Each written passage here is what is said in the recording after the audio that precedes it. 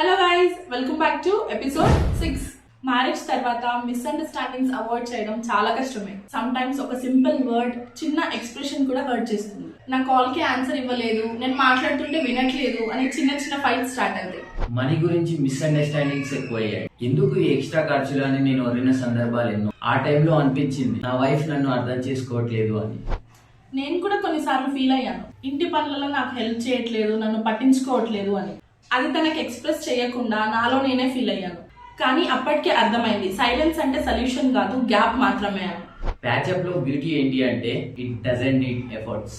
ఒక సారీ, ఒక చిన్న వాక్, లేదంటే ఒక చాయ్ కలిసి తాగితే చాలు, మిస్అండర్స్టాండింగ్ డిజాల్వ్ అయిపోతాయి. End of the day love మాత్రమే పర్మనెంట్, ఫైట్స్ అంతా టెంపరరీ. మిస్అండర్స్టాండింగ్స్ ని అవాయిడ్ చేయలేము, కానీ ప్యాచప్స్ మాత్రమే లవ్ కి అసలైన స్ట్రెంగ్త్.